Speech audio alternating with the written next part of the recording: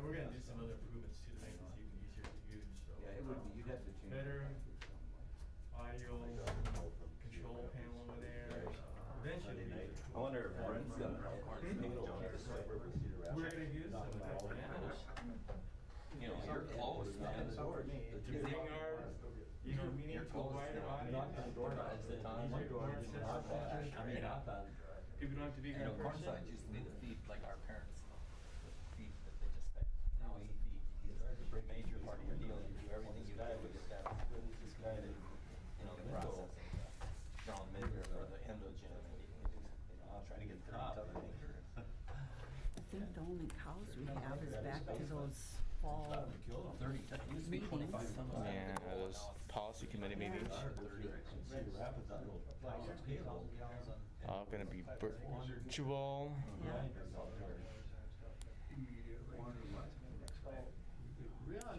I was kind of waiting for that Dawn from MCIT to confirm that date you chose. Right, Before I yeah. send something out to everybody. Yeah, like I And said. they'll say, okay. And we can include in your meeting invite the Right. Zoom information, yeah. Or go to. Right, go to, I think that's what they're using, yeah. And then they, each one just eliminate so many months, like Prairie just eliminates some, I always the rental eliminates some of the and Prairie will eliminate some of the lows. I heard it's got, a couple of years ago, it's cost them $1,000. I see Roxanne's with us remotely. Troy is with us remotely. See if Johanna shows up there. Is she actually out of town on vacation? Yeah, she's at her folks. They're having that Up garage north? sale this weekend. Yeah, okay. Aiken. Oh, yeah. that one. I gotta get that one. Sure. Turn that one on. I'm always get hand-me-downs. Yeah, that's right, you're right. 9 kids. Where were you, right in the middle? The bottom. Oh, I was 8th of 9. I was at the top, I got the new stuff. I never got anything new till I was out in college. I got the new stuff. You're the baby from 8 of 9. Jackie, it's not working. That's, My sister's younger, youngest of the brothers. Shut off. We got some great IT people, get them up here. There you go. Technology. There we go. Okay. Call the meeting of the Benton County Board of Commissioners to order. We'll open with a pledge of allegiance. Pledge allegiance to the flag of the United States of America and to the republic for which it stands, one nation, under God, indivisible, with liberty and justice for all. Good morning, everyone in the audience and anyone that's joined us virtually this morning. We've got a pretty good crowd today. Would the clerk please read the roll? Commissioner Pop, Here. Commissioner Bauer, Here. Commissioner Berkeley, Here. Commissioner Peschel, Here. Here. Okay. Next item we have is to approve or amend the agenda. I see we have one addition. yes, we do. If we could add the BEP agreement as the last item under administrator at 903. And you also have this document too on your dais, the the CARES funding plan. It's an update to what was in the packet, just an Okay. update. And I'll cover what those updates are when we get there. So, and just one more revision too, Mr. Chair, is under the schools item under 903. I believe Christine from St. John's Area School, she is also here Okay. and would like to be part of that presentation. And those Okay. are all of our changes. Motion well. to approve the agenda, Mr. Chair, with the additions. Okay. Second. Motion and second to approve the agenda with the addition. Any discussion? All those in favor signify by saying aye. Aye. Opposed? Motion is carried. The agenda is adopted. Anybody sign up under open forum? I don't believe so. Anybody back there? Nope. Well, wait, Vicky will check on it.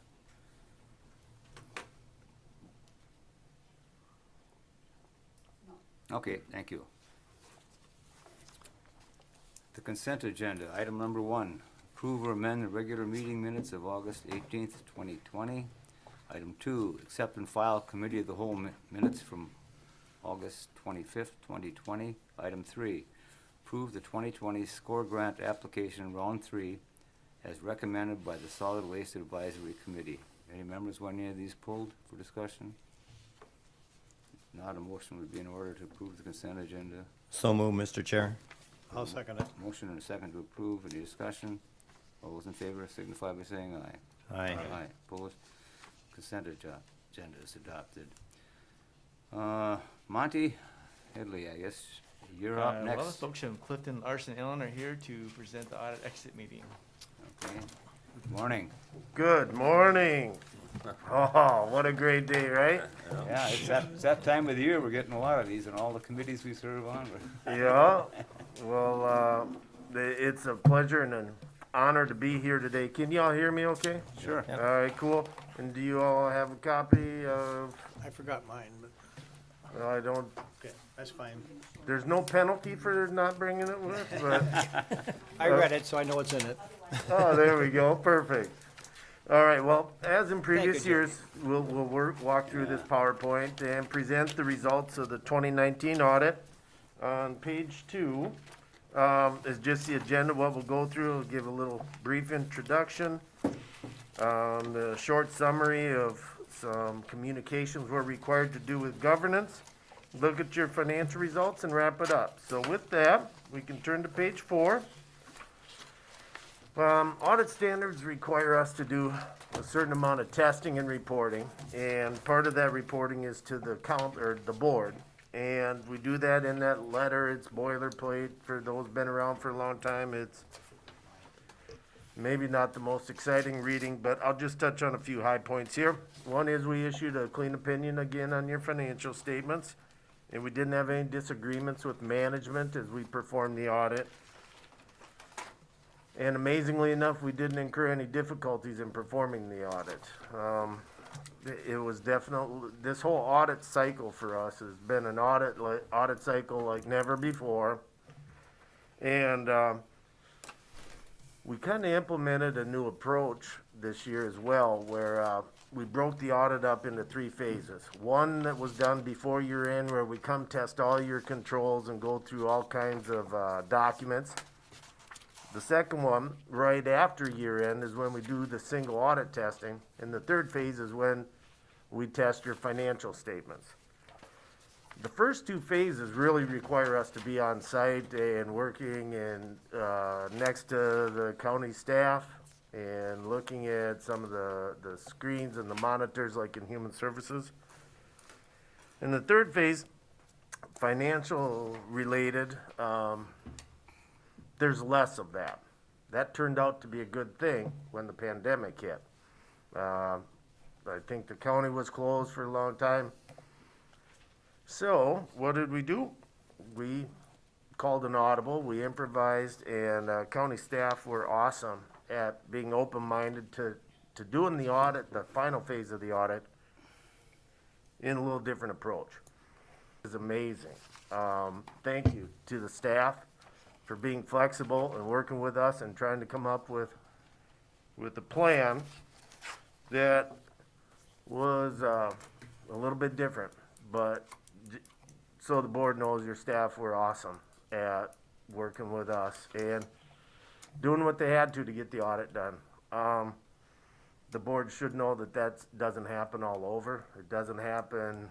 I've talked to other offices within CLA and other CPA firms, and boy, when the pandemic hit, their audits pretty much came to a screeching halt. And very, very, very few ended up getting their audits done a month earlier than in previous years. So that didn't happen by accident. Your staff really stepped up to the plate, so thank you. With that, we do a lot of testing of your internal controls and your compliance, and with that, I'll turn it over to Kristen Hool, who was the engagement director on your audit, and she'll walk through those with you. All Okay, so these start on page 6. There are two types of internal control items that we find that we have to report in writing in the financial statements. The first one is a material weakness. This is the more severe of the two, just saying that there's a reasonable possibility that a material misstatement could happen. So there were two of these. They are the same as last year, both of them. The first is audit adjustments. So we came in and had some more adjustments after Jackie got done and the other accounting staff. The main one was the GASB 68, the pension liability. We booked that. And then just some reclasses of fund balance, accruals, revenues, expenses, things like that. And then the other item to note was that CLA drafts the financials. Monty and Jackie look over after they take ownership, but we do have to document that we were the preparers of these. On the next page is the other type of internal control issues that we can find, significant deficiencies. So these are still important enough to put in writing to bring to attention for those charged with governance. This is the same as last year, segregation of duties. Your smaller county, several departments have maybe one person doing multiple processes in when processing transactions. There was another one, just to note, last year that we did resolve. This was over the controls over inventory. So that one was resolved this year, so you only have one. On page 9, we go into the next type of findings that we can have, single audit. We test for controls and compliance. You've received over $750,000 of revenues and spent it, expenditures.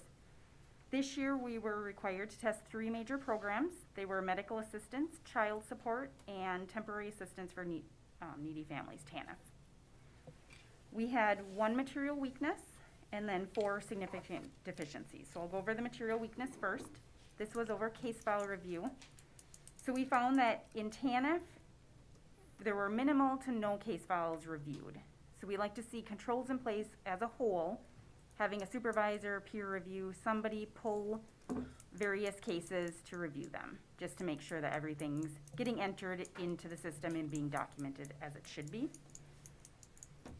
This is, you'll see, the same as last year, except last year it was over medical assistance and TANF. So it actually, they implemented over medical assistance this year for 19, and now they'll just work on the TANF piece.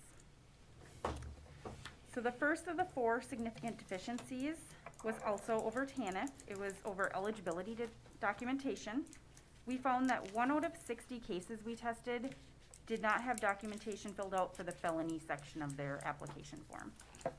So this is a requirement of DHS. And this one was new. Another item we found was a repeat from last year. It was that the random moment studies listing that that Human Services has to submit to DHS, there was 1 person on that listing that actually wasn't an employee anymore of the county. And that was similar to last year. The third one was over medical assistance. 1 out of 60 case files we tested did not have asset documentation in the file to support what was in the state system access. And this actually went down from last year. Last year it was 4 out of 60. So it's definitely on the upswing, and they're doing a lot better there. And then the last one was a new one. It was over child and teen checkups.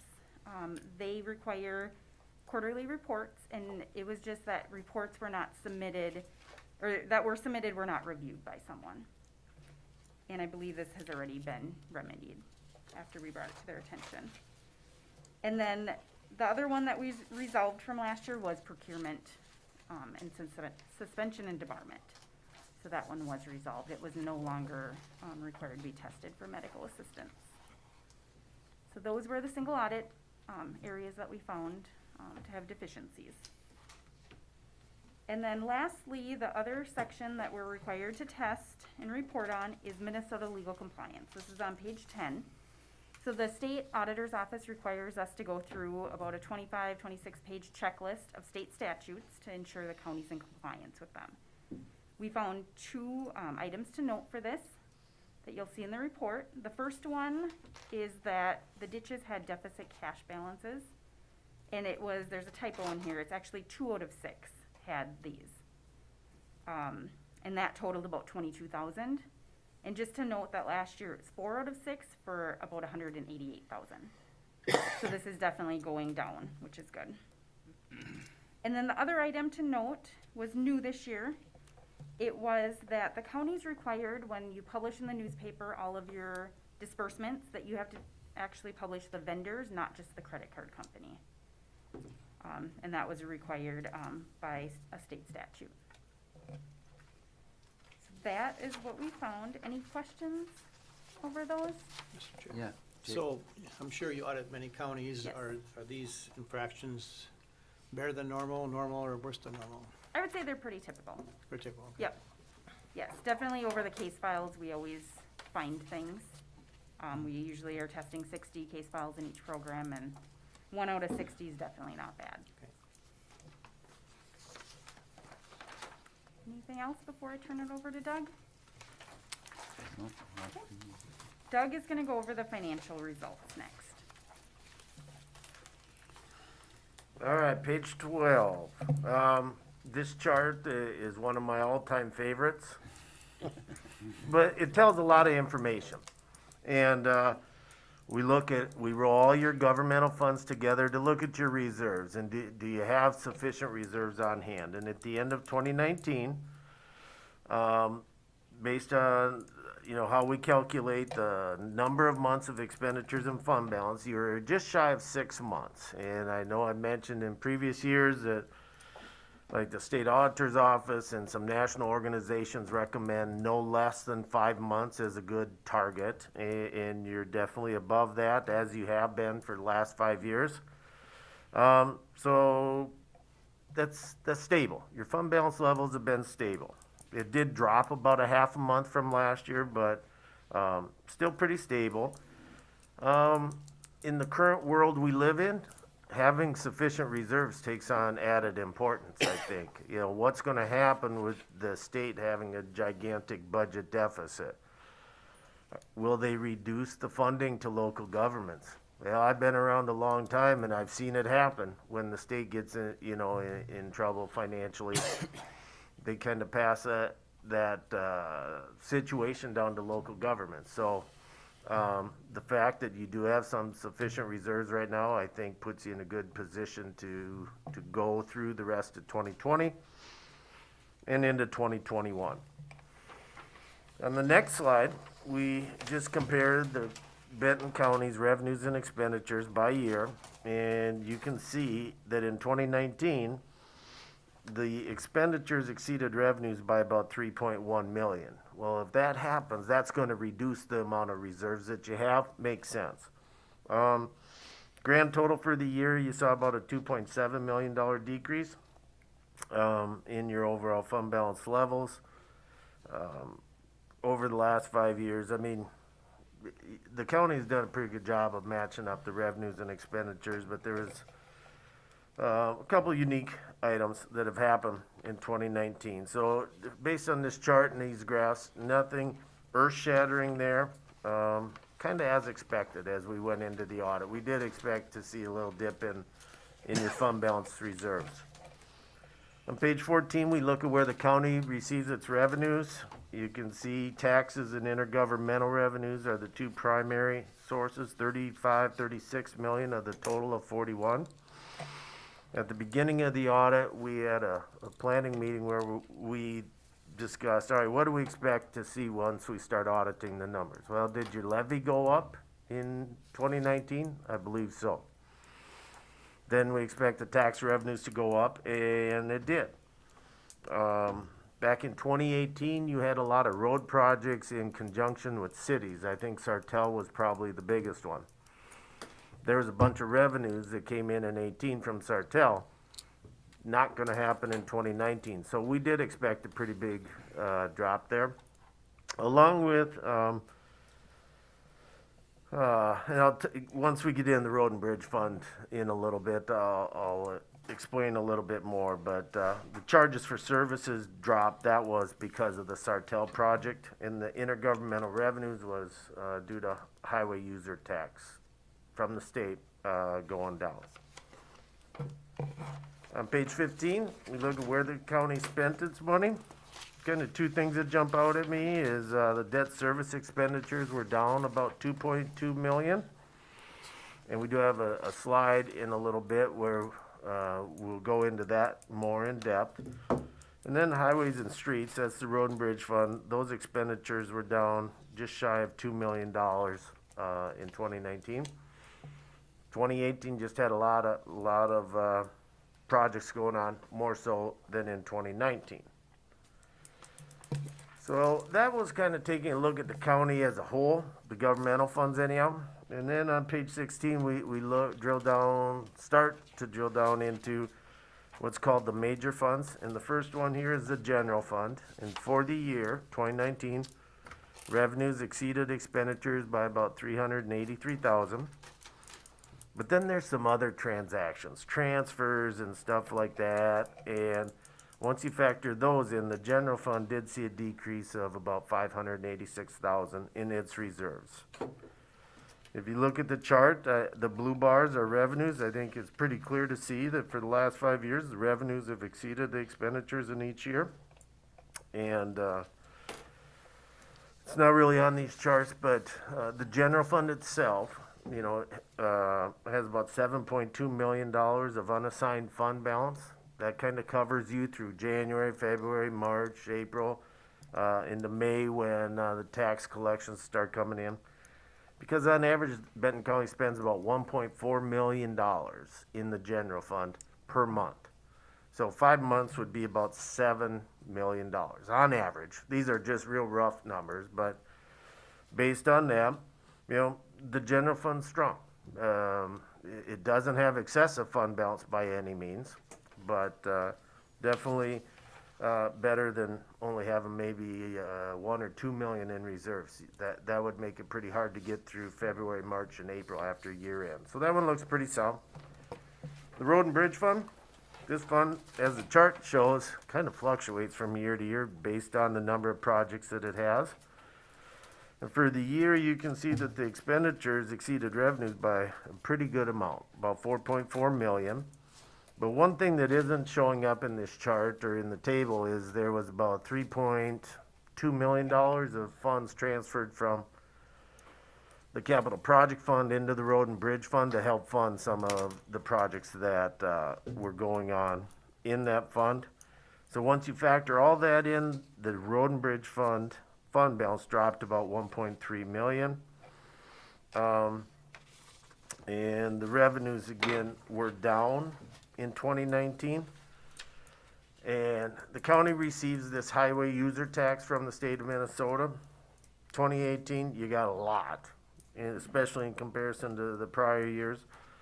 But you saw about a $5.6 million decrease in that money from the state for projects. And it wasn't because the county did anything wrong. It's just that some of the ebbs and flows of how the state provides funding for the roads.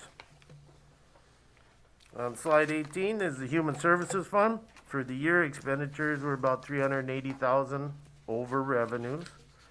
There's a few other things that happen, capital leases and transfers, and once those are all factored in, the fund balance in the Human Services Fund was up about $340,000. Revenues remained pretty flat, but the expenditures were up about $1 million over the prior year.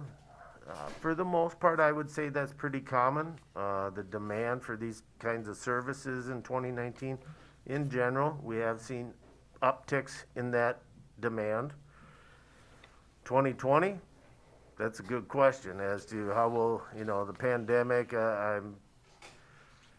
it seems to me that based on a lot of people being unemployed, there could be more demand for human services type programs. Slide 19, the miscellaneous fund.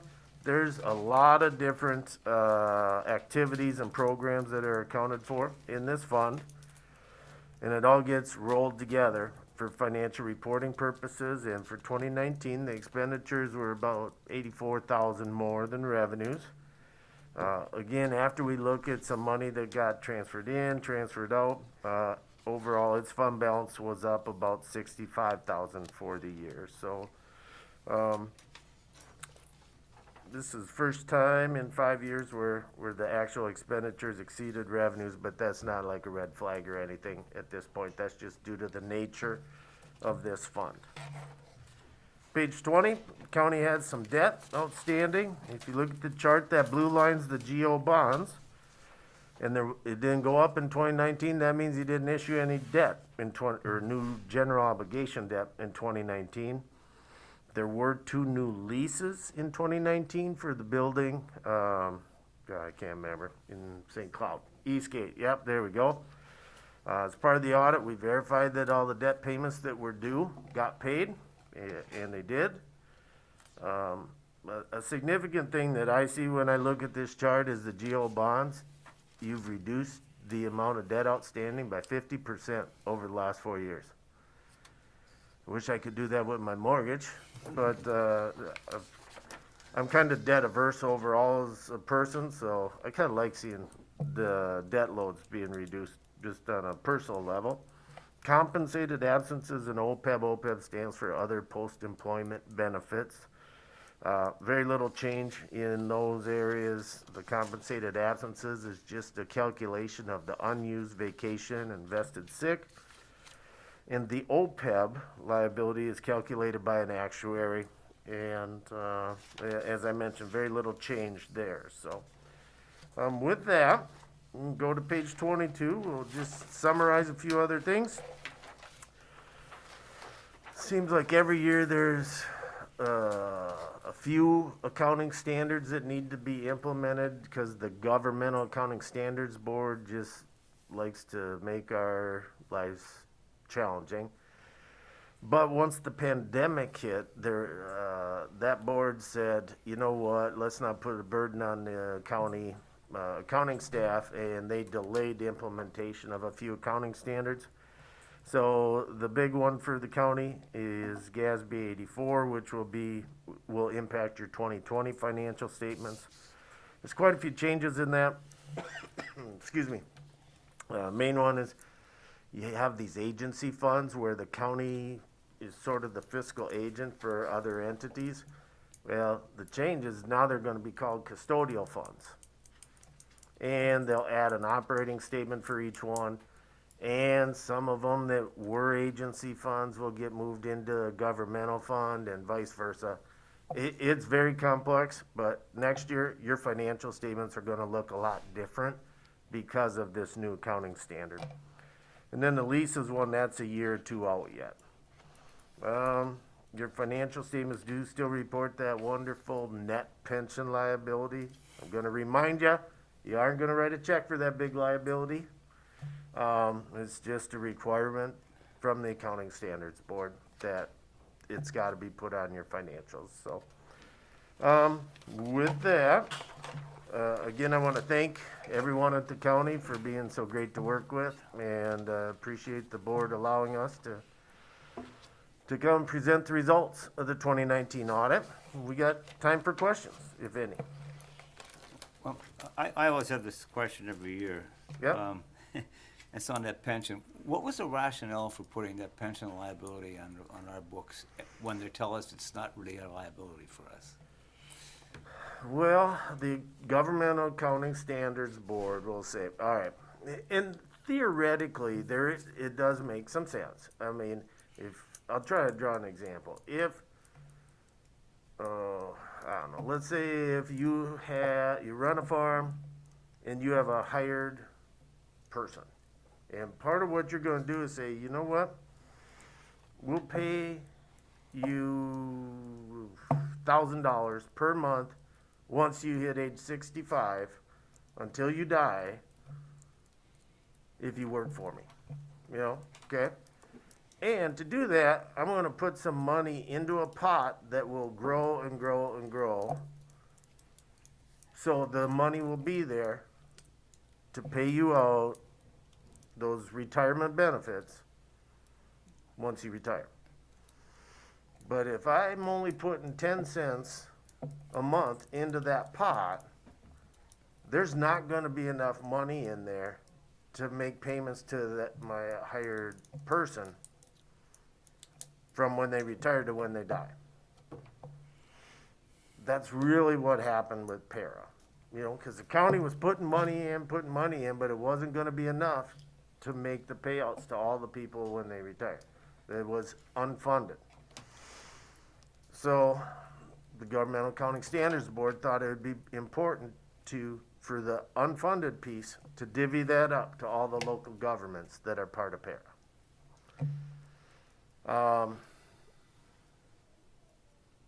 They may adjust the contribution rates that the counties do. They did for police and fire. They bumped it up from 16.2 to 16.95. Might they do it again? Yep. But for the most part, I think that gap is it's not growing. So if para can somehow get higher rates of return on the money that they have, well, that's going to keep cutting or reducing the amount of that unfunded pension liability. Yeah, I know they reduced their anticipated rates of return on it. Of course, that increases the liability, and then they also extended their amortization period. Yep. So, but just a mere fact that it's on our books still means someday we could be on the hook for that. Right. Someday you could. Yep. Yeah. Someday. Even though they say it never will bother us, so I don't, yeah. Right. Someday you Okay. could. All right, thank Yep. you. All right. Anything else? Anyone else? So I did an analysis on the overall statement of the county, and we had current assets minus current liabilities, about $31 million of cash sitting there. That's a quick ratio, I Yeah. think, current assets minus current Yeah. liabilities. Yep. Yeah, and seems like a lot of money. We had all these different pots, each pot doesn't look that big, but you add it all together, I'm wondering how that compares to other counties. It's a great question. I don't have like an, Could you get back to me on that? I sure can. I sure appreciate Yep. Yeah. It's really a great question. Because our total levy is 20.5 or 21, whatever, and we got 31 in cash, current assets. Now, was that pulled off like the statement of net position or the fund level balance sheet, where you added like the Current general assets fund? minus, Okay. yeah, current assets minus current liabilities. No, that's a great question, and I can get back to you, for sure. Appreciate that, thank you. Yep. Anyone else got any questions? All right. Thank you. That's it, well, thank you. Have a great fall. Thank you.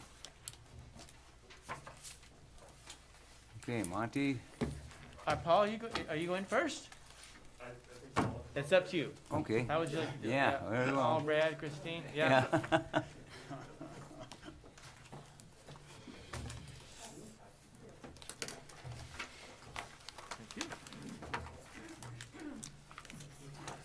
Morning. This is Brad, yeah, this is Morning, Brad, Brad. yeah. Brad, good morning. Yeah, good morning. Morning. Good morning.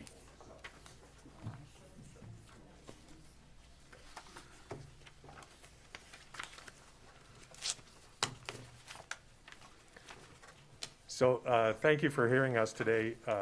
I'm Paul Neubauer, the superintendent at Foley Public Schools, and I will have Sauk Rapids and St. John's introduce themselves, and then I'll slip back in, and then we'll just kind of go through your handout. So. Okay, Good morning. I morning. think I got to pull the mic down. That's a general occurrence for me wherever I go.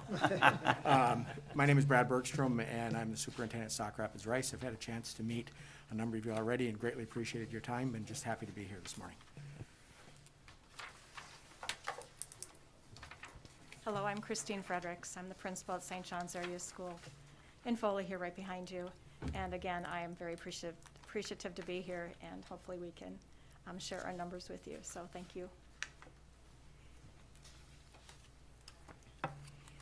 This would be the difference between a basketball guy and a hockey guy. Just so you know. I think there may be other differences. We won't go into that now. We'll start fighting, and away we go. So anyway, you have a handout, and if you'll look at the second page, we'll go through a bit of an agenda. First of all, we'll give an overview of our district, so we'll go Foley, Sauk Rapids, and then St. John's.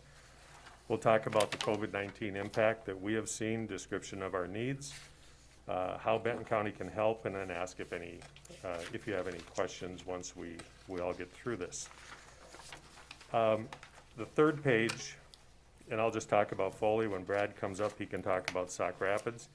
So the Foley student population is 1,953 students, and that's K through 12. We have a free and reduced rate of 25.5%, and we have a special education population of 15.3%. Just a little bit of demographic information for you. If you turn the page, we've detailed, and this is Foley's page, so I've detailed some of the expenses that we've incurred as well as some of the revenues. One thing I want to qualify the revenue portion of, and the same I believe is true with Sauk Rapids Rice, there's an extra about $450,000 that is not mentioned here. It was to pay for all those meals that we provided in the spring. So when we first had the stay-at-home order, school shut down, students were dismissed, and then we provided meals for the entire school population from mid-March through the 1st of June, and we were reimbursed for those expenditures. So if you were to hear that, hey, the $155,000 that we got in CARES money doesn't match what you see, that's where that $450,000 would come in. So it's an even balance. The first item I have is a one-to-one initiative. And so we met as a school board, a special meeting late in May, early in June, and we had made a decision that we would go one-to-one, which means that we would provide a digital device for all of our students K through 12. We already had basically enough devices to go 12th grade down through about mid-7th grade into 6th grade, and so we had to purchase devices. We wanted to do that early enough because everybody was going to be doing that, and we needed to we wanted to be first in line so we could get devices in. As an example, we currently have 70 devices that are out there on back order someplace. We have just enough to get us through the kids that we have starting next Tuesday. And then, and we had ordered an extra 70, thinking that, you know, we're gonna gain some kids. There are gonna be some in-out fluctuation. We wanna make sure that we had it enough. So we have enough for Tuesday. We have 70 that are on back order. The ones we have enough are the ones that we ordered in early June. We also would purchase webcams and microphones. You may or may not know that we have students who are choosing or need to be distance learning. Either they have a pre-existing health condition that would prevent them from being on campus, or they have a preference for being off campus. And it is our obligation to accommodate them, which means our staff, and I'll bring this up a little bit later as well, our staff would be providing an in-person lesson as well as a digital lesson kind of at the same time. And to do that, we would need webcams and microphones for staff. Software to manage student devices safety. There's a $20,000 making sure that we don't get hacked, making sure that kids are safe, making sure that the interface between distance learners and our school district is secure. We have the usual this year, gloves, hand sanitizers, foggers, masks, shields. When the governor made his announcement July 31st, he also included that every staff member would get, or we get disposable masks per staff member. We get a shield for every staff member. And so those are minimal costs that are rolled in there. We also are obligated to make sure that we are sanitizing and disinfecting not only classrooms, but school buses and areas in and around the building. And so we have purchased 4 foggers at $6,000 a piece. They can disinfect a bus in about 2 minutes. And so we have one for transportation, we have one for each one of our sites. One of the concerns that we have is also that staff members would either have a need to be quarantined for 10 days or quarantined for 14 days. And so the question is, you're a teacher, you're in front of a class, somehow you've had an exposure and you need to go into quarantine. And so what we've done is we've hired, and the Board of Teaching, or the licensing board has allowed some latitude with this. We've hired 4 paraprofessionals to be, we call them floats. So if a teacher finds out today, for example, that they need to be on a 14-day quarantine for whatever reason, then when we start school, we would have a paraprofessional supervising that classroom. The teacher, if they're asymptomatic, they can Zoom into the classroom or they can virtually deliver the lesson. We just need an adult in the classroom to supervise the students who are there. So, so we have 4 paraprofessionals for doing that, and we've added 1 custodial position for the year.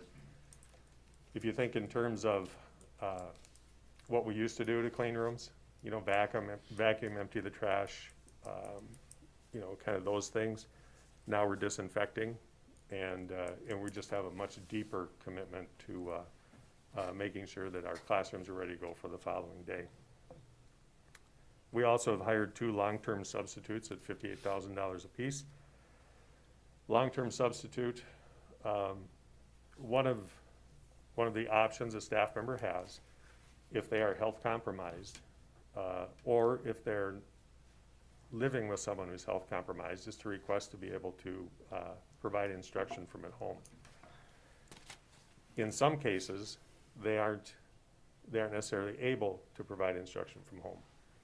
Regardless, if we know that there's a licensed teacher who needs to be out for the entire year, then what we've done is hired a long-term substitute to manage that classroom. The teacher would be a liaison to some of our distance learning students. The long-term sub would be providing instruction to the students who are in person. Early childhood shortfall. This spring, because of the stay-at-home order, we had our early childhood students who, if you think of a 3-year-old, a 4-year-old, they're not going to be distance learning, and there's no way to provide that distance learning. However, we still had contracts to fulfill with the staff, so we couldn't just lay off the staff. They had a contract, we had to pay it, but it's a fee-based program. We were unable to collect fees, nor would we want to collect fees in that situation. So essentially, the school district was short that amount of funds. And then finally, under the individual items, professional development and school planning. One of the challenges we have is we haven't had staff as much have to provide in-person and distance learning. And this year we were going to have to do that. And so we needed time for staff to be able to do that, to be able to prepare lessons, and to learn how to do that. At Foley, last spring, our K through 3 programming was essentially a materials-based program. And it's what we could do with what we had at that time, which is to say once a week we drove buses around to houses and dropped off packets, learning material packets. Absolutely not optimum, absolutely not a choice that we would make now. Now we have a different choice to make because of the one-to-one initiative, but it also requires teacher training to be able to do that. So in sum, for Foley, our total expenses have been $864,500 since mid-March. Through the GEAR, ESSER, and the Coronavirus Relief Fund that takes us through December 30th, we have gained revenue in $625,000, which leaves us still $239,500 short. So we do have a budget shortfall. We also understand, as Christine and Brad and I have visited, we understand you may get several requests for funding, and we get that. It's not much fun for us to come here and request that of you. We think we're good stewards of our taxpayer dollars. Our school district has our tax base, or our tax dollars, liability to our constituents has decreased over the last couple of years. We've been very proud of that. And it's just, these are the expenses that we've had. We imagine that we'll have more expenses. We just can't predict what those will be moving forward from today. So with that, I'll turn it over to Superintendent Bergstrom and let him talk about Sauk Rapids Rice. And thank you very much. Okay, thank you. Thank you, Paul. Good morning, everybody. Morning. I want to take a little bit of time, and I'll pick up on, I think it's page number 3, which gives a overview of the district. Student population, we've got 4,579 students. That's last year. We are anticipating that that number will be less this year. We know that sometimes families don't always register their children in a timely fashion, and sometimes that happens during the first week of school. But preliminary, we're looking at numbers being less than where we were at a year ago. Our free and reduced lunch rate is 30.4%, and our special education population is 19.5%, which is above the state average in terms of where special education populations might normally be percentage-wise for a given district. I'm going to skip the next page because that's where Paul was at, and I go to the Sauk Rapids Rice page. I took a little different approach because otherwise you would have had about 7 or 8 more pages to this. So we've been keeping track of our expenses through on a separate sheet, anything that's been related to COVID. And as of 8/18, that dollar amount in extra expenses was $1.27 million. And just a couple of examples of what it is that I'm talking about here. We have had to purchase some additional curriculum items for students. We had classroom sets as a way to try and save dollars in curriculum expenses. And now that COVID is here, we can't share textbooks. And so all of a sudden there's an additional cost that's associated with that. And that doesn't come close to getting a textbook for every student, but it does help us in a number of different areas. We've had some additional staffing to the tune of over $150,000. Meals at our elementary schools are going to be served in the classroom. And as a result of that, we needed to get serving equipment for that, and that's a total of a little over $56,000. So again, those are just some of the numerous items up through the 18th of August that have gotten us to the point, and these are all costs that we would normally not have experienced if it's not for COVID. Since 8/19, we've had some additional staffing needs, and that's a little over, it's at $300,000. So Paul talked a little bit about students and families have a choice of doing what's called distance learning. And by the governor's executive order, we have to provide that. We were anticipating about 8% of our population would be doing distance learning. Instead, that number is closer to 12%. And because of that, our numbers are such that we have had to hire 4 additional staff people at the elementary level to provide education for distance learning because we can't do that through the classroom. And when you have 3 different schools at the elementary level, it would be really nice if those students come out of the mix, that it would be able to shrink it down so then you can say, all right, I had a teacher that was doing classroom time in person. We'll pull one of those people out and we'll go ahead and we'll have them do our distance learning. But with 3 different buildings, you take 2 here, you take 5 here, you take 10 here, and all of a sudden it doesn't reduce your class sizes across all of the sections. So we actually have, for kindergarten through 5th grade, we do have a teacher for every single grade level. And whether you're in Rice or PV or at Mississippi Heights, you all have the same teacher if you're in 2nd grade doing distance learning. So that's been an additional cost for us. Long-term subs for paras and teachers in the building, we wanted to provide the opportunity for somebody to be available if, in case a substitute is needed. People will still get sick and it's not coronavirus related. People still need to go to the doctor. People still will have their days that they need to take off for personal reasons, et cetera. And what we're trying to do is prevent people from going from building to building. We're trying to keep people as much as we possibly can associated with the building. And part of that reason is is if or when there is a COVID outbreak or somebody's identified, we want to be able to contact trace as best we possibly can and limit the number of people that are in there. That number has actually gone up since I put this piece together because we have just found out that we will have to pay benefits, et cetera, for the long-term sub for the teacher and for the paraprofessional, but we'll leave it at where that's at right now. Paul talked about the early childhood loss of revenue. That's about $100,000 for us. iPads and cases.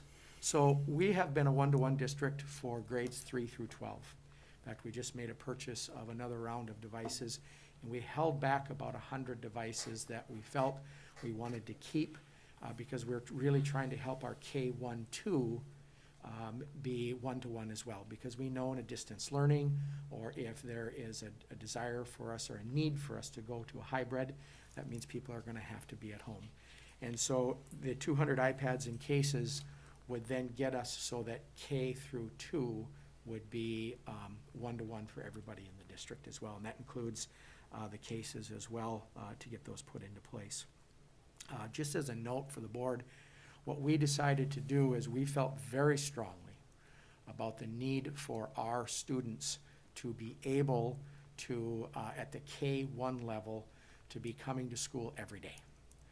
Distance learning from an iPad. Kids are really great at playing games on technology, but when it comes to learning math and reading, it is just a child sitting in front of the iPad and they're 5 years old is not the most effective way to learn. So what we chose to do is we chose to take some of our staff that maybe are helping with intervention in other areas, and we're making those class sizes be smaller for K-1. So that even if we go into a hybrid model, those students will still come every day because we'll get the class sizes small enough. And that sacrifice of the intervention help, et cetera, is certainly something that we didn't take lightly, but it's something that we needed to do. And the iPads would be specifically for our students in case we have to go into a distance learning model. So we'll keep our K-1 in person or in a hybrid coming every day because we'll get the class sizes small enough that we can fit them into the rooms. The additional needs for PPE, gloves, masks, et cetera, we've spent a fair amount of money already. We got the resource from the state, which has been very helpful, but we also know that we need additional PPE. So for example, we know that we've got to put additional PPE become available for students when they ride a bus. We can't say, well, you gotta wait till school to get there. If they don't have a face covering, we need to make sure that we're providing that. Curriculum needs, the biggest piece there is, and particularly with our elementary level, it's the manipulatives that we need to have. Again, we can't share, and so having those be available for our kids to have so that all kids will have access to it is something that we're spending money on. And then the last big part there talks about the additional sanitizing needs. Paul talked about the fogger, those kinds of things, and so we are looking to purchase some additional pieces with that. So outside of what we normally would expect, we're at a little over $2.1 million, almost $2.2 million in need. Our gears, ESSER and the Corona Relief Fund gets us to $1.576 million, and so we have a budget shortfall of just about $600,000. As Paul said, coming and asking for additional funding and support is not something that I like to do on a regular basis, but I do know that education is a foundational piece for our society and for our county, and these are needs that we have, and if there is a way for us to be helped with that, we'd greatly appreciate it. And with that, I'll turn it over to Christine. Thank you. Hello, Christine Fredericks, again, St. John's Area School. As you can probably imagine, our needs are much smaller because our school is much smaller than Brad's and Paul's. And so our population of our school, K through 6, is 80 students. And our biggest needs, obviously, is dollars to keep our school going, because our school is obviously based on tuition and based on donations. So just a little bit of a rundown from last spring. We started off this year with $25,000 in the hole compared to what we normally do, because we had some losses from last spring. a fundraiser in the spring that we could not hold was our breakfast, and so that was a 10,000 loss there. Just equipment that we've had to purchase, cleaning supplies and PPE, and just the extra expenses that we went through with distance learning was around 5,000. And we are also going to do, or we have been, a one-to-one school. But we know that several of our devices are older, and we learned from distance learning last spring that they could not take updates and could not function as good as we wanted them to function. So we are looking at purchasing 30 iPads at approximately $10,000. So that is 25,000 is where, you know, we are starting off the year a little bit in the hole. We are predicting another 5 to 10,000 in subs this year, because yes, we are going to have most likely staff that are going to be needing rooms to be covered, and technology needs as well as cleaning supplies. So our needs are much smaller than the public school systems, but for us they're huge, because every little bit, you know, helps. So even though this is, you know, very short and sweet, you know, coming from St. John's, we are very hopeful that you can help us in any way that is possible. So we thank you, and I ask for all three of us, are there any questions? Okay. Any questions from anyone here? Yeah, Jake? Are you hearing from your associations that there's any help coming from the federal government for the next round, or what are you hearing from your associations? For St. John's, we are getting 4,800 help from the government, from state and federal. So about 3.11% of what the public schools get, we are getting. Okay. Paul, And we've heard from Minnesota School Boards Association that on the federal level, it's kind of a Democrat, Republican are debating about how much the relief should be. The question is, you know, in either proposal, it's helpful, and right now there's just no movement on it. So I think the numbers that were floated out by MSBA, the Minnesota School Board Association, one side was 58 billion, the other side was 70 billion, and so we're hopeful that it will be someplace in there.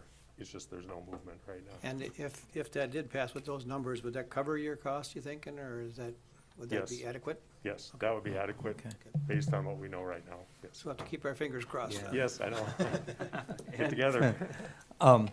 You know, if and when it comes to the point where there's money available to the county, you know, we've got a pot of money, and definitely I would be in favor of helping the schools if we can't seem to get it spent before a typical date. Sure. Do you have any suggestions on how we do it? You know, I've had conversations with Brad and the superintendent up in Royalton, and I don't know what other counties are doing, whether they're just gonna say, here's Sauk Rapids, you know, you got this much, or here Foley or St. John's for the number of students. I would probably lean towards, you all got the numbers, I think, of how many students are actual Benton County students. You know, if this county's doing it per school or per student, so say Foley's got Sherburne County students and, you know, Morrison County students, if you can tell us how many students per county are, you know, come from our county. Sure. So if we do divvy up this money, we do it with our taxpayers in mind, not the whole area. But if other counties are doing per school, then I'm fine with that, but I don't know what they're doing, so.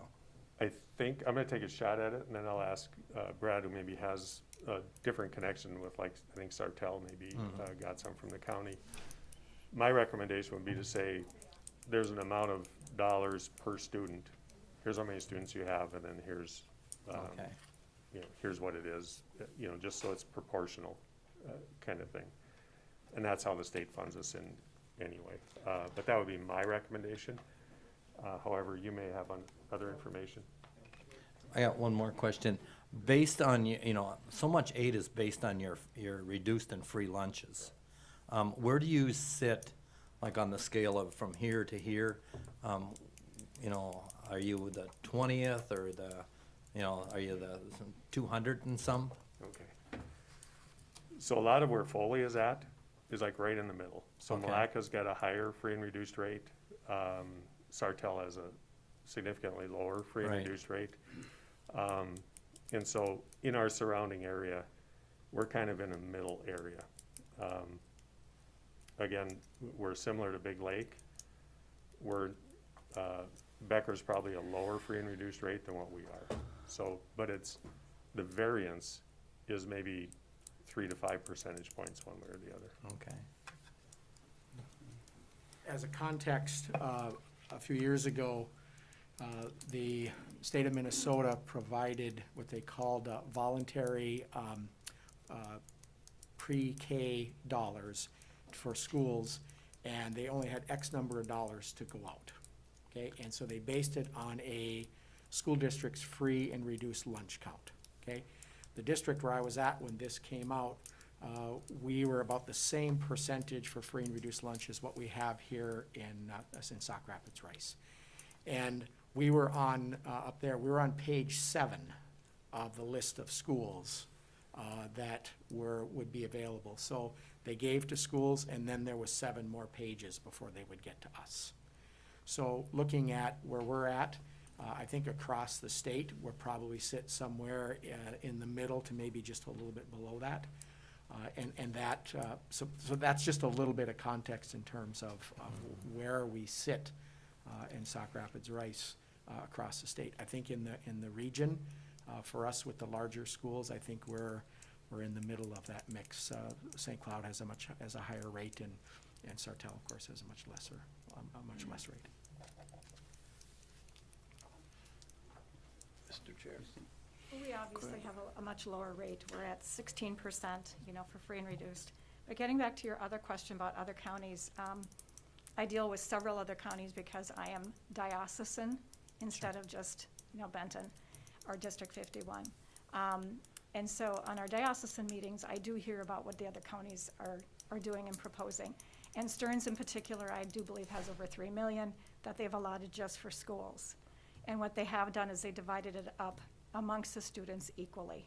So I do believe it's around $100 per student amongst all the students and the schools in Stearns County. So that's what I've been told from Stearns County. Okay, thank you. Thank you. Yeah, one more. Just a comment here, we don't know how much money we're gonna have until we see what the townships, if that money comes back, and we don't know if you guys are gonna get help from the federal government, so we'll have to just wait and see for a little bit, and Yeah. use the Bud Grant theory, it's just don't decide until you have to, because things might change, but.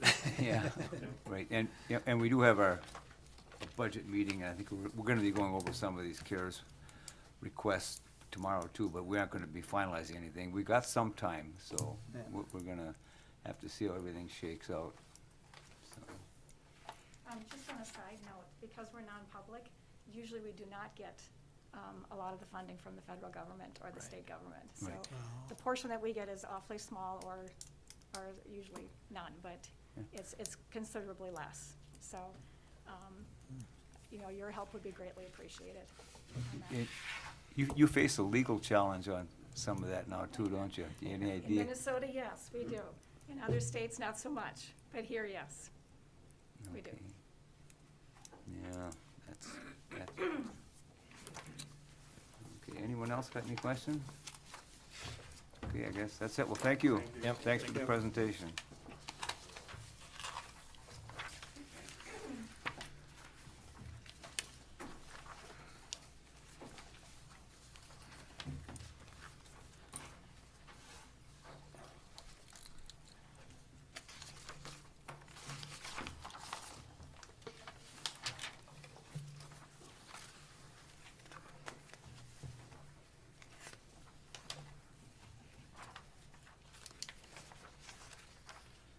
Okay, Monty.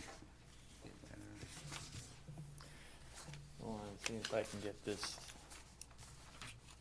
this device to work for me.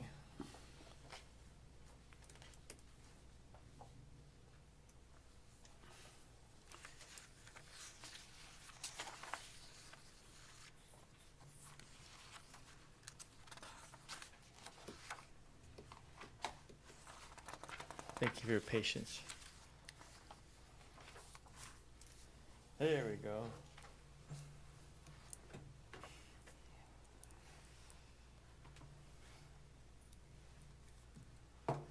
Okay, I think the first thing is the funding, the CARES funding allocation plan. So let's put this up here. So this was reviewed at the recent committee of the whole. And if I may just cover it a bit here today. Down at the bottom, you see Benton County's total allocation is $4,905,000. We're planning on attributing a quite a large amount of that to the county's own personnel costs associated with the pandemic response, public health, public safety, so on and so forth. All the staff time has been diverted to address the pandemic. And this is an estimate from March 1 through the end of November. The next item down, you see PPE, sanitizing service, entrance security, and so on. That is also for that same time period. And that includes, for example, the extra sanitizing services from ServiceMaster, our front door security, all the hand sanitizer we purchased, masks, plexiglass, and so on go into that category. And then you can see the remaining projects. I asked all of our county departments to think about ways that they could use this money wisely to prepare us for the long term. And I think you might see a theme through some of these projects. And for example, remote work technology. That would be like purchasing laptops so employees can work from home.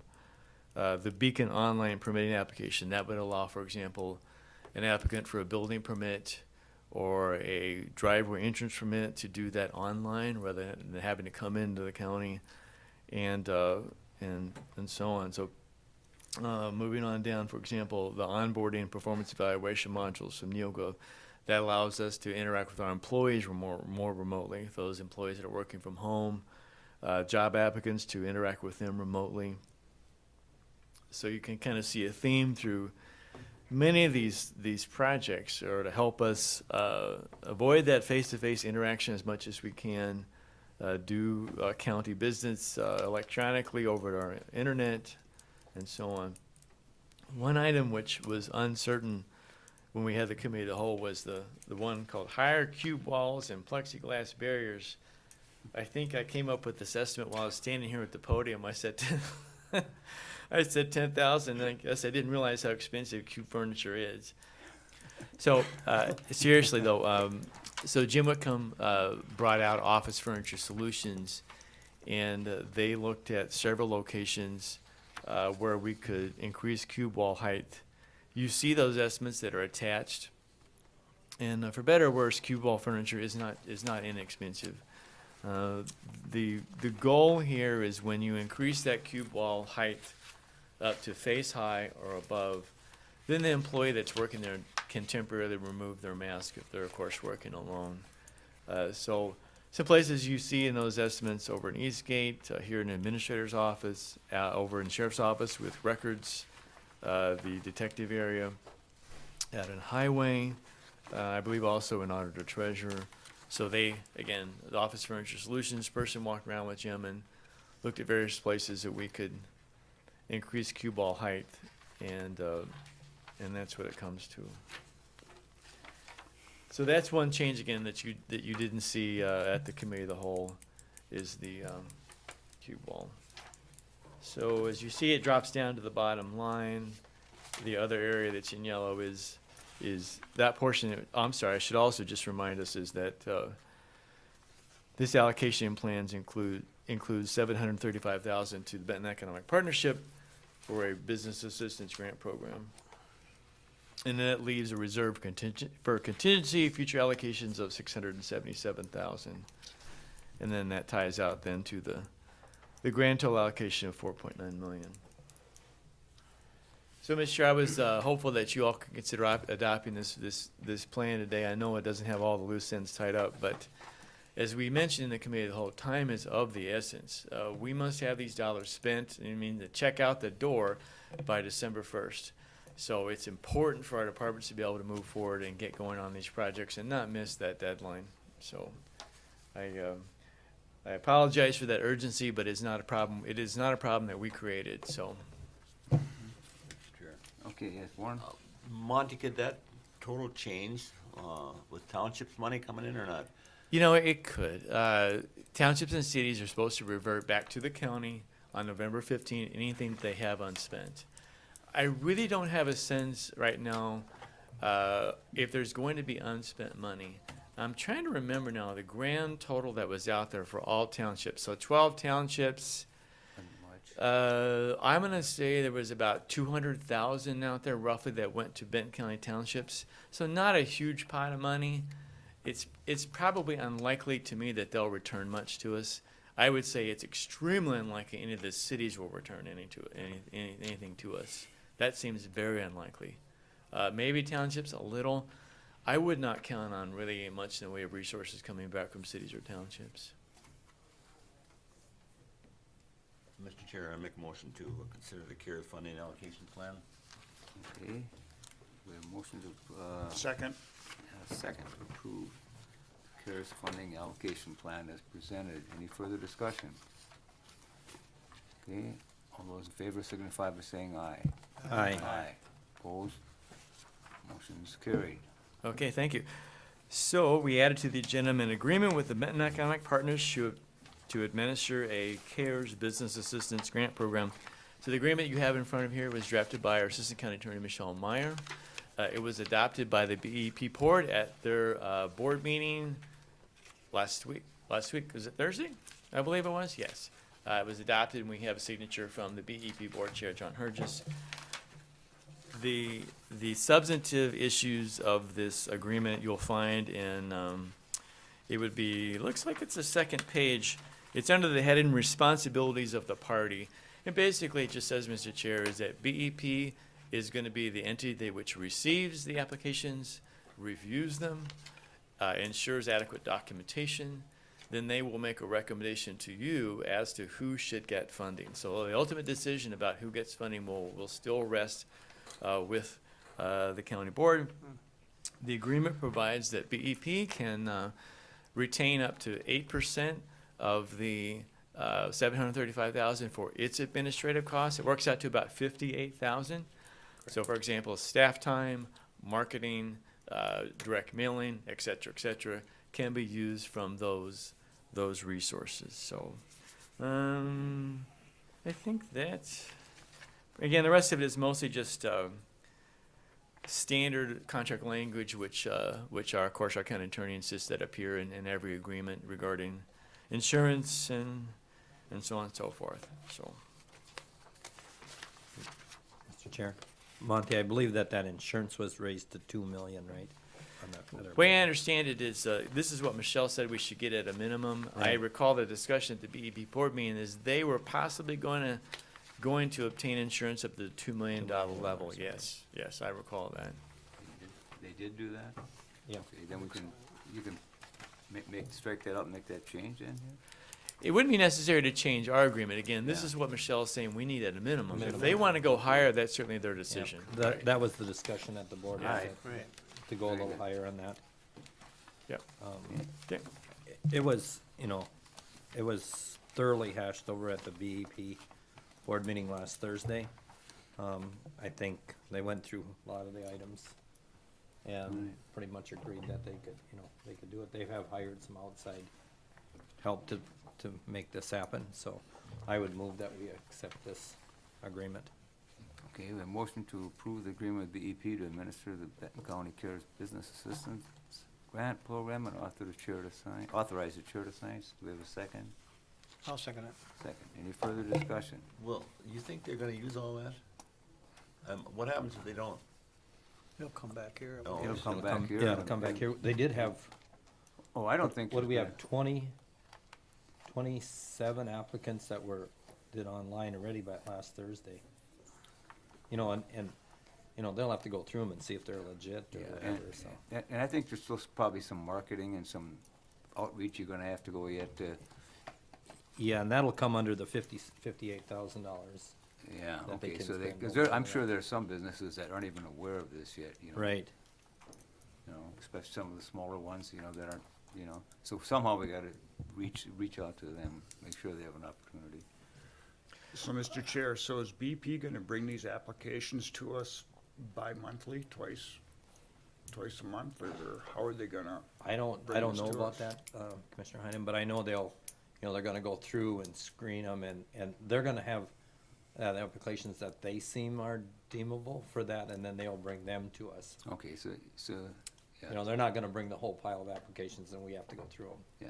They're gonna go through them first. Okay, so they probably will have some kind of a recommendation that they went Right. over all these and Yep. they meet all the criteria. And it'll they've be got, ongoing they've got then. an attorney and they've got an accountant and, Yeah, I and know, things like that. they've got some good help there, so I've got a lot of confidence in being able to Oh. do that, yeah, I do too. so. Okay, That's it, thank you. okay, thank you. Got a vote. Oh, yeah, we got a little longer discussion here, okay? All those in favor signify by saying aye. Aye. Opposed, motion's carried. Thank you for reminding me. Okay, at this time, we're gonna recess the regular county board meeting to conduct the Human Services Board meeting. I'll turn the podium over to Human Service Board Chair Warren Peschel. Okay, I'll call the Human Services Board to order. Are you there, Bob? Bob is not here. Oh, okay. You didn't hear me. I then. can be Bob. He didn't hear me You then. can be Bob, you got nothing. In addition to approval of the agenda, we need to, any addition to the agenda? None? We need approval. Motion to Motion, approve. second? Any discussion? If not, all signify by saying aye. Aye. The consent agenda, approve or amend the regular minutes of August 18, 220. So moved. Second? Second. Discussion? If not, all signify by saying aye. Aye. Opposed, same sign, motion carried. Say Bob's not here, so we gotta adjourn, right? That's fine, yeah, okay. All right, we'll turn it back to, Okay, the chair. okay. Call the meeting back to order. And Chris Bird, you've got a bridge problem. That's right. According to the picture. Good morning, you've got Mr. a Chair. bad Good morning, one. Commissioners. I hate to be the bearer of bad news, but We growing flowers on your beams or what? that's what it looks like, yes. So Yeah. I'll bring this agenda item up on the screen. So, to give a little background, each year, MnDOT, with the help of the Division of State Aid, they do a statewide engineering contract to inspect various bridges across the state, including local bridges, and do this load rating, and see if the bridges can handle, primarily they're looking at these special hauling vehicles, they call them, SHVs. And these are the single unit trucks that have additional axles underneath of them, that may allow them to carry additional gross weight on roads. But so this contract was to look at bridges, and we had a couple bridges in Benton County get inspected under this contract this year. Back on August 12th, they inspected bridge L0030, and I will zoom in on that now. It's on County Road 50, gravel road, just southwest of town here. So this bridge right here, they inspected. And they came back somewhat alarmed with what they found. And we knew, based on our own annual inspections, that we were experiencing deterioration in the timber piling. And so this is what they saw on a couple weeks ago on the 12th. We actually have new piling growing there. No, I'm kidding, but you see some plant growth there. So they went and continued with their analysis and inspected the bridge and then did their calculations on what that bridge can safely carry. So this is just some zoomed in. You can see the timber pile is completely deteriorated, completely through. We call that section loss. So you can see here's the full width of the original timber pile, and really only this width at best is supporting loads or supporting weights. Here's another view. We're looking north in the stream. So the south side has more deterioration than the north side, and that's significant, and I'll explain that why here in a minute. So just more pictures of the plant growth. So this is what the analysis came up with, and this is what we will be posting on the bridge shortly. So what these signs mean is a single unit truck, so think maybe a dump truck, one unit, not pulling a trailer anyway, or anything, or maybe even a milk hauler. Maximum load would be 16 tons. That would be 32,000 pounds. So even if that vehicle is licensed to haul more, they will not be permitted to haul more than 32,000 pounds across this bridge. A tractor trailer or a semi will be allowed to haul 30 tons or 60,000 pounds. So once again, out on the roads, that truck may be able to gross up to 80,000 pounds legally without a permit, but due to this bridge condition, they'll be reduced down to only 60,000 pounds or 30 tons. And then likewise with any other combination. So I don't know, a dump truck pulling a pup trailer or something will still be limited to 30 tons. So that's what we're going to post. So I noted in that picture that the piling on the south side of the bridge are in worse condition than the piling on the north side. So it was strongly recommended from these inspectors that we restrict traffic on that bridge to only one lane and shift all that traffic to the north side of the road to get that loading away from that south, those severely deteriorated piles on the south side. So that's something that me and the maintenance superintendent, we're working out of what we can do to kind of do that. How can we restrict traffic to only the north side of the bridge and make that a one-lane bridge? There's obviously additional signing we would have to put up, some kind of channelizer device that can stay in place to kind of restrict that traffic. So it's just kind of an informational item.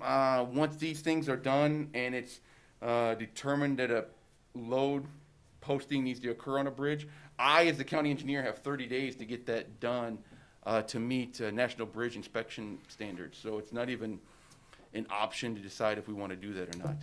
Now, as a road authority, we could always be more conservative and we could post it lower. We can't post it any higher and say, no, we want to go ahead and allow heavier weights across that bridge. But we could be more conservative and say, no, we can post it less. Or if we wanted to in extreme cases, we can make that decision. And in the past, I have made that decision as an engineer on some bridges that I didn't want to take the chance, and we've closed bridges. Sometimes the load posting comes back so low that you can't practically do anything. I know a couple years ago we closed a bridge that we ended up getting replaced because I came to realize that was, once again, that was a gravel road. Our motor grader shouldn't have been even driving across that to blade the road, and that's where I made the decision, well, we can't reasonably allow any kind of traffic on it because it's posted so low. So that's kind of the story on this bridge, and that's what we'll be doing in the next couple weeks. These are signs that we don't necessarily have on hand, and we have to order them and have those made to have those weights put on there. But we will be posting those up shortly on that bridge. Mr. Chair, Yeah. you talked about making a single lane. You see those signs a lot, that trucks must not meet on bridge or something like that. You see that a lot. That's not that uncommon, really. You just do that.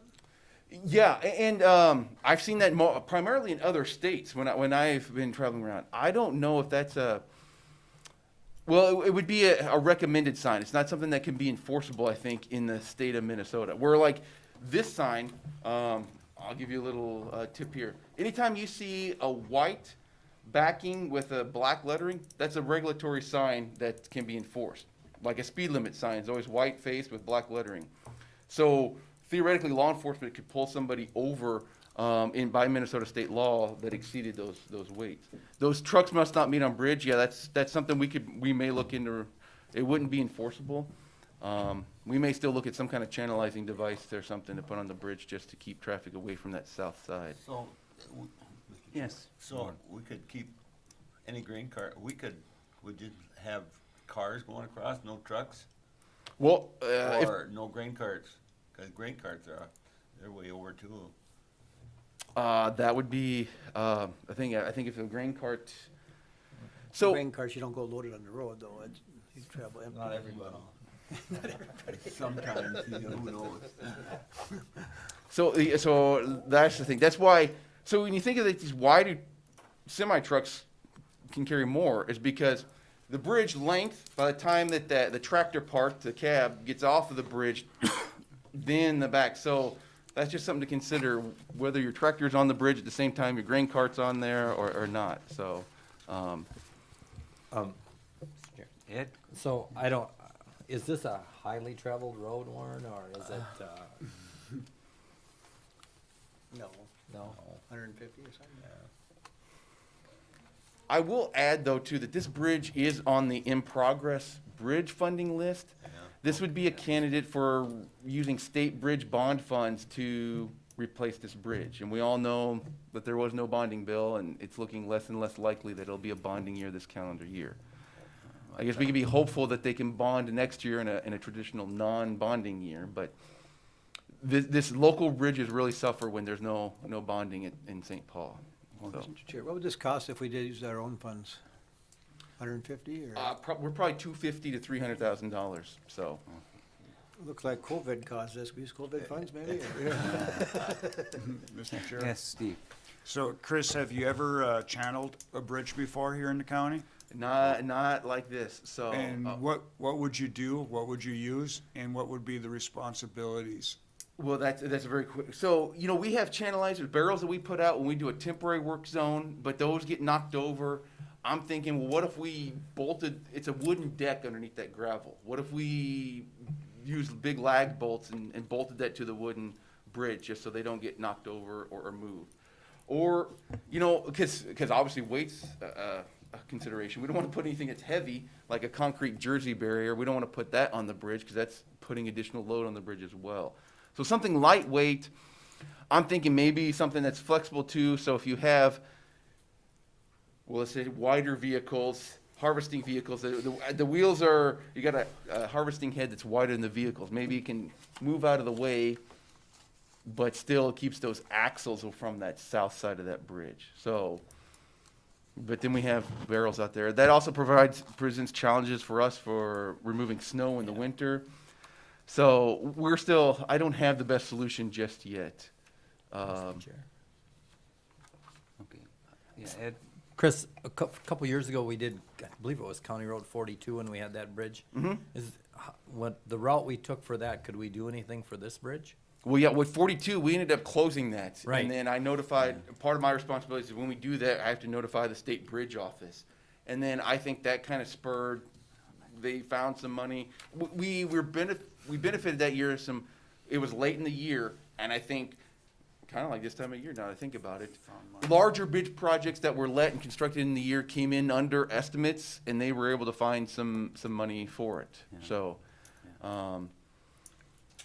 Is that is always an option. That, once again, we're being more conservative than what they're recommending if we closed it. If you close it, okay. I But it's still an think option there's you a- hold? Yeah. Yeah, we could close. Yeah, we could close it. I don't know if that would automatically guarantee we get funding for Right. it, but I still think there's one more chance at this in the September special session. There's still quite a bit of talk about it, getting a bonding bill out in an election year especially, so. sure. There's one chance left yet, so. Well, if anything, I'm giving you gentlemen real life examples of how Benton County could benefit from some action. So Yeah, because I know we're pushing hard for it at county levels, good. through MICA and through Micah's, AMC. yeah, I've seen several things on Micah, but I don't know. I'm not as optimistic I as you. understand they Vince. can't now because some bond rating things, like this time of year, Yeah, they can't well, do it. yeah, they took the month off. They had to let that cooling, I don't know what kind of deal it is, but anyway, so they couldn't do anything in the August special session. From what I heard is the last chance they have is to do it in September session. If they don't get it done there, it won't get done. But we'll know that relatively soon, so. No, you can't. No. So, okay, All right, that's all I That it? had. Unless there's Okay. any questions. thanks, Chris.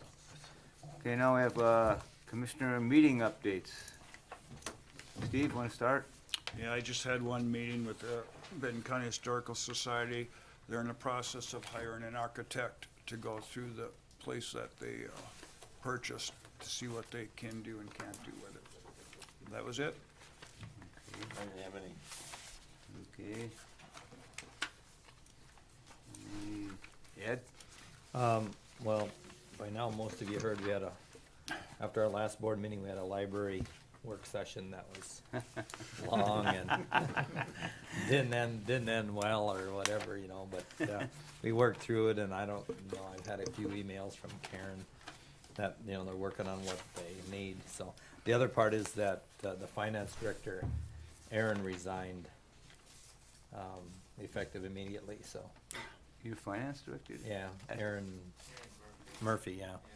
What, There were some personal issues. oh, okay, and stuff like okay, that I going on. just, he's been there, oh, he's been there for a few years. Yeah, and his assistant, who used to be in Aaron's position, is doing it temporary, so, Oh, okay, on that. And then, they're hard to come by. on the 21st, we had an AMC extension from 10 to noon, basically because we didn't have we're not having the one we normally would have tomorrow down at the State Fair. And they just went through some things that are due, you know, they're gearing up for a new memorandum of agreement, so we can fund the next couple of years, and we didn't have any increase this year. They pulled that back, so I don't know how that's all gonna work. Heard from a lot of county commissioners. There was a big discussion on what's happening in your area. You know, we have from Becker County to Redwood County, you know, all over about, you know, the pandemic and what's, you know, how are they following it? And wow, you can't believe the variety of things that are out there from, you know, one commissioner said he went into a place of business and they told him that he had to leave if he was wearing that mask, you know. I mean, that's the type of things they were hearing from Extension. They were trying to push, or, you know, maybe less toot their horn about some of the virtual stuff they did, but I don't know, the numbers just don't justify that. And the last thing I had is that we had a Rum River One plan meeting last Thursday. The largest discussion was we had to get in place whether we're gonna go to a JPC or a JPE, and it was pretty split down the middle. Some wanted the JPC because it's a little bit easier and and a little more restrictive, and I think it puts more stuff on the you know, in the local soil and waters. And the JPE is an enterprise. They think it'll be faster, streamlined, but I think Bowser has more control over the funding in that. So they sent it back, and we have to remember that we have such a small portion down there on the Rum River that it ain't gonna make a lot of difference to us which one they choose. Mille Lacs County seems to be one they're hung up on the JPC, and that's the one that I kinda said, you know, I would prefer. But their board wants the JPC and not the enterprise. And so, Jenny Reynolds is gonna go back and see if they can get it changed, cause otherwise we're pretty much tied, and, we need some kind of an agreement here. This was like, supposed to be an hour's meeting, and it took, I think 2.5, you know, they go on, yeah, well, part of it I think is, you know, who's chairing this doesn't get a handle on some of the things that go on, so. So everybody's supposed to go back and come back, and, actually, some county attorneys have looked at it, some have recommended each one, you know, both JPE and PAC, and it's like, I don't know. So we're coming back sometime in September, and we gotta reach an agreement by then, and otherwise they're not gonna move forward, and, I don't know. It's gonna be 2 years, it's gonna be 2 years now. Yeah, and the timeline is getting a little tight. It's supposed to be done in the spring or summer of 2021. Yeah. And then we did meet with, after our last board meeting, or after committee of the whole, with Sherburne County to see about, you know, doing what we discussed, the plan, the number 3 plan. And I was really taken by Sherburne County that they had met before. They let us go through the whole presentation, and they had met prior to their soil and water board and their county board, and they absolutely weren't interested. They want the big plan. They want, you know, and they're not gonna get the big plan because Morrison County has no indication to join up with Sherburne County to do this big plan. So it's gonna be, this whole Mississippi Sartell, Mississippi St. Cloud's gonna be one big battle before, and they haven't even met because they can't agree. So we'll see where it goes if we get this one done or not. I don't know. I think they got they got you got issues between the agriculture community and the residential community on what they see as the visions, and that's where your big plan, and we're gonna have that with the other one too, when we get to that one. They still working with the consultants? Oh, and that's the other thing, that the consultant now, they went back to the original person because they were on their third one and they resigned or they moved on to a different location, different firm. So they haven't, so now they went back to the original one that's gonna try and catch up to speed, and, I think the administrator that hired the consulting, if I was a betting person, I would bet that there's something intertwined there, that they hired this because they kinned the administrator of it, and there was, the best interest of that whole group wasn't there. But there was 3 consulting firms, and we figured we hired the best one when we hired it. Yeah, now they gotta go back to, they switched, I don't know if I got the notes who they're switching to now, so. Yeah, this is. It's a mess. It is, it's like, A mess. I see why Warnie wanted to get off of Getting there. plenty. Okay. Is that it, Ed? Yep. Okay. And it's based on funding, it's Well, based yeah. on what's gonna come into your county for funding, so you gotta kinda pay attention. And it's not, this is gonna be long-term when it's not gonna be a short-term 1 or 2 years, this is gonna be for the long haul. Okay. Jake, you have any? Yeah, BEP, of course, we talked about the CARES Act and staffing issues. Airport, we had a meeting on that, and they wanted to get our feedback on priorities, so we chose that putting sewer and water in for the new hangar area was the highest priority, so they wanted feedback on that, but everybody kind of presented their people that they're gonna appoint, and there was some pretty good talent on there, so it's gonna be a hard time getting it down to the 8 or 9, so that's all I, Has they got a timeline on that yet? we're meeting again in early October to Okay. whittle it down.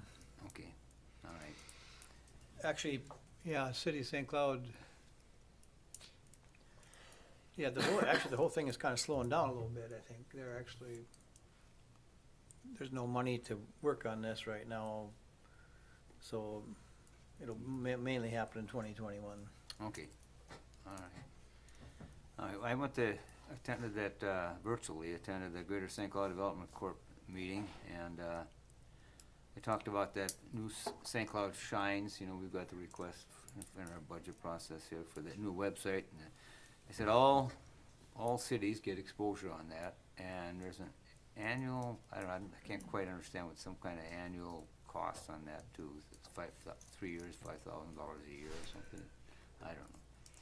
And they went, and they had their usual reports on the robotics, that initiative they got, it's all the soft skills that are needed with that, so they're starting to focus more on that, I think, soft skills. Some of these people are just a little deficient in that, so. And education sector, they report, and just what we heard today, they don't have enough money. So, that was, the second time I've heard that now. And then under the healthcare sector, Ken Holman from Centricare talked, and he said they're having more issues with people getting their vaccination than they are with masking. So, yeah, I think we've seen some of that in the media too, that people are, and he made a statement that,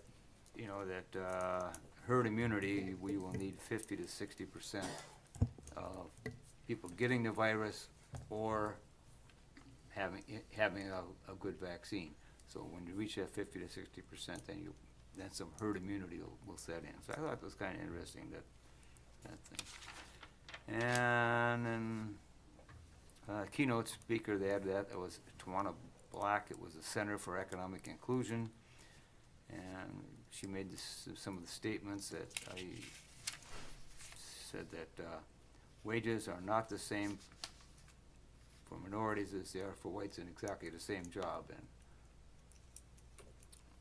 you know, and she says the solution should be focused on racism, and you must have anti-racist policies included in your businesses, so.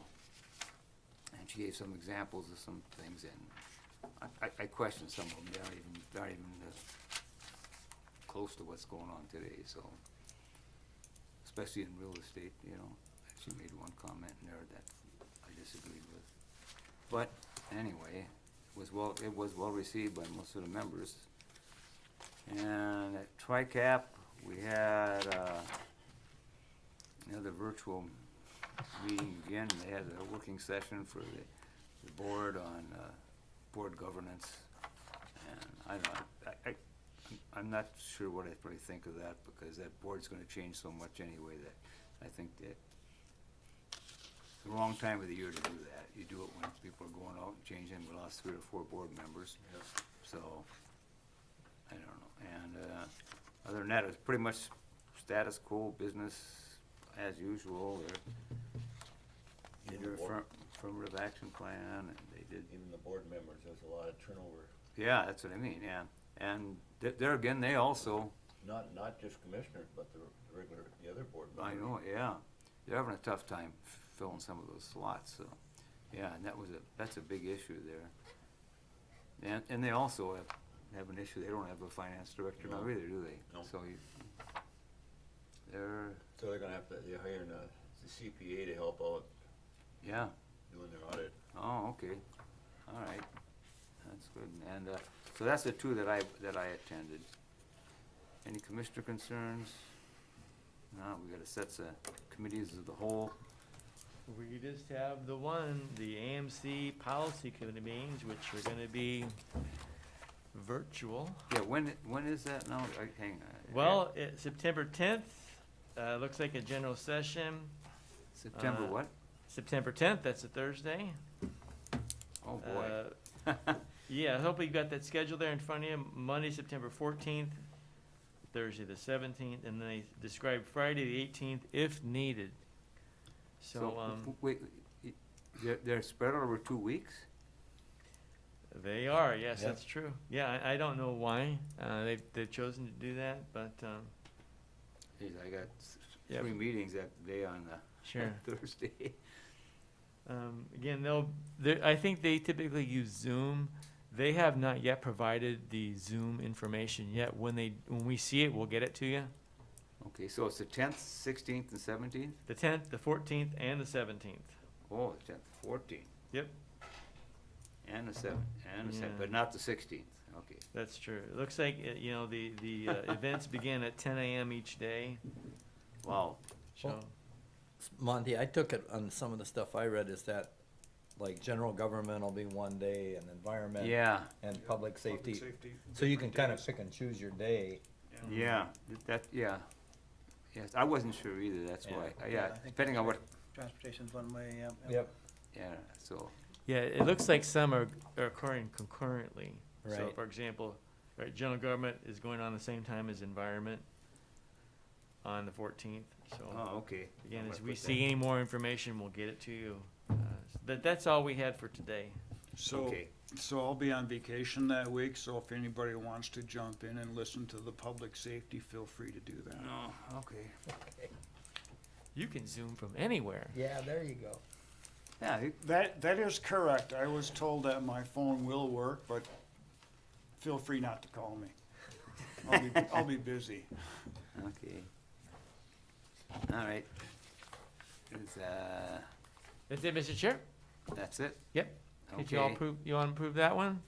You know, motion to approve the Call. committee of the whole, Mr. Chair. Second. All right, and all those in favor signify by saying aye. Aye. Opposed, motion's carried. And that committee whole is set. Don't we have a, when do we have a district meeting, that's in October, district meeting coming up, yeah. District 5? Yeah, that's in October, yeah. seen anything about it, but. Yeah, I have it down in my book, yeah, that's fine. Usually they have those preceding the legislative session. Okay. Well, if there's no other business come before the board, a motion to adjourn would be in order. So moved. Second. All in favor signify by saying aye. Aye. Aye. Opposed, motion is carried, we are adjourned. Take a short break and we'll get into our county bench. This is the boundary commission.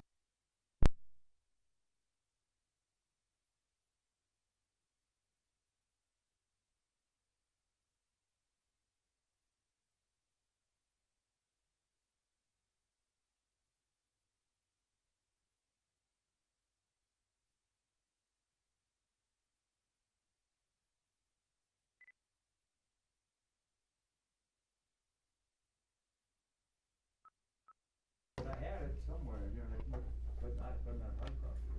I had it.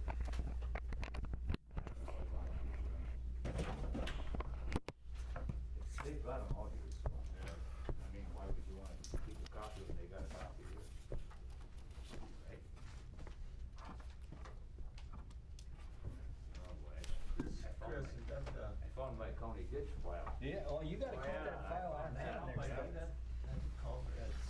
And once you're done, every time we have a county ditch meeting, you're probably gonna show up. Yeah, so, yep, just west of 62, yeah.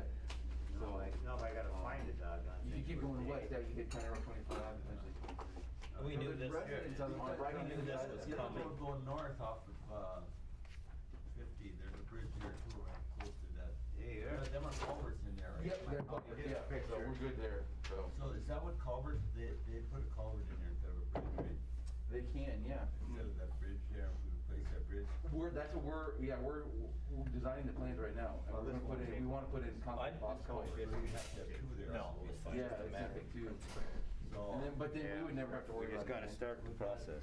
what they cost them? With for the materials and excavating and setting it and everything, yeah. Them two, how long are they, how did they put in about? Oh, they're probably about 60, 70 feet long, so. Yeah, I get high there once in a while, I see them back up in there, they can't get.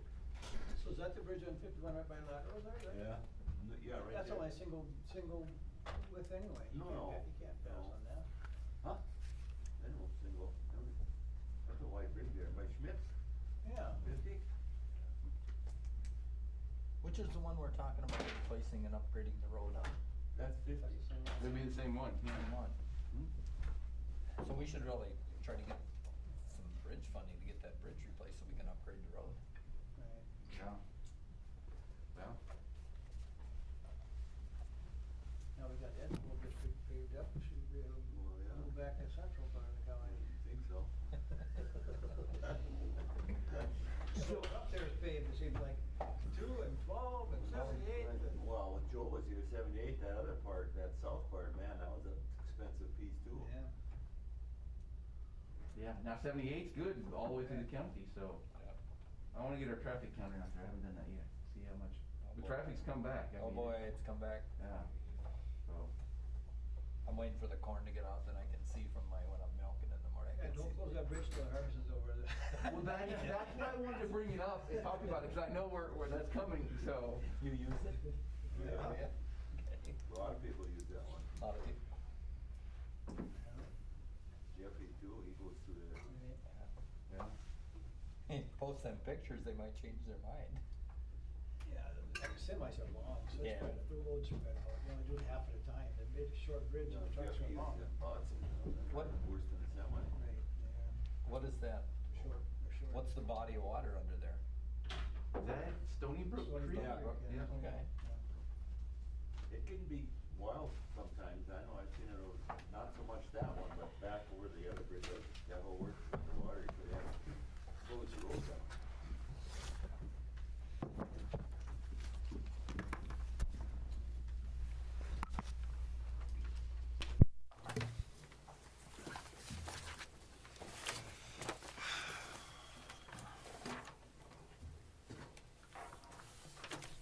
Yeah, that Sherman County thing, that's urban versus rural. Oh, yeah, and you know, their commissioners are lean so urban, and it's pathetic, you know, their commissioners, other than feel like they lean so urban. See, mine was like this. You know.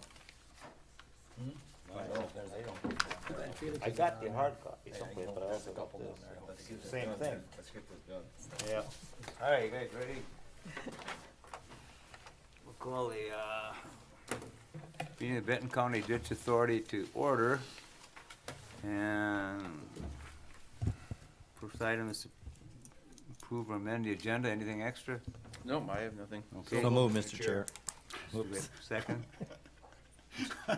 Who seconded the agenda? Well, which one I did you can second approve it. it? I did. Okay. Oh, I didn't hear it. Yeah. Just pick. Good choice. Somebody Okay. approved and somebody is second. Okay, all those in favor, signify by saying aye. Aye. Opposed, agenda's adopted. Approve or amend the minutes. So moved. Second. Discussion, all those in favor, signify by saying aye. Aye. Chris, we've got that repair petition. huh? That's right. The last time we met, Yep. we discussed this, and lo and behold, we did. So we did receive a petition on County Ditch 9, and as we talked about before, that's the one just directly south of 14. It was reviewed by the attorney, and she did find it to be a valid petition by landowners that do have an interest in the ditch. So here before you is the copy of that petition requesting County Ditch 9 to be repaired. So since we did receive a valid petition, the next order of business would be to review the findings and then order to have the repair report. So I'll just briefly read through the findings. So one just says that Mark and Irene Eilers are requesting to repair County Ditch 9. Item 2 there, Michelle, the Assistant Benton County Attorney, reviewed the petition and found that it met the requirements for proceedings for repair. I did review their property location and found that their property was, although they didn't own it back then, was originally assessed when Ditch 9 was created. And then item 4 there, the Drainage Authority, meaning you guys, do have preside over this ditch and desire to appoint an engineer to make a repair report. And then you go into the orders, and basically order number item A is that the petition for repair is accepted. Item B is that you're appointing me as the engineer for this ditch. Item C, that I'm subscribing to an oath to faithfully perform the assigned duties in the best manner possible with the auditor within 10 days after being appointed.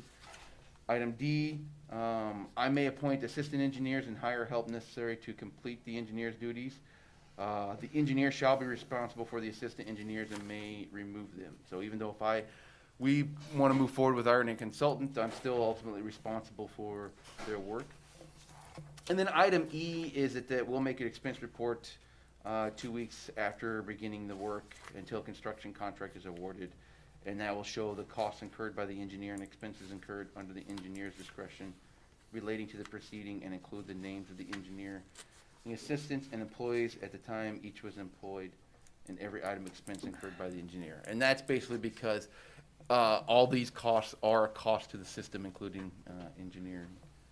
So if that's acceptable, then yeah, a motion and a second. And then Vicky will need to keep track of this Roll call, for yeah. Michelle, and I guess we do a roll call vote. so Yep. she can- Okay, Warren, you got a question? So if we okay this, Chris, you start right away? Yeah, so then we'll start working on a engineer's report. So that means we'll start with surveying.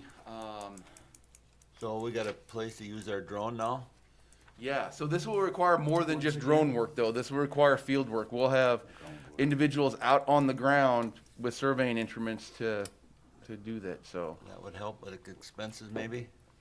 Yeah, see, the drone would be used, in this case, I don't think it really would. We're still gonna have to do the boots on the ground kind of Okay. work and do the surveying and drawing up the report and our plans and everything. And so. how long is this one?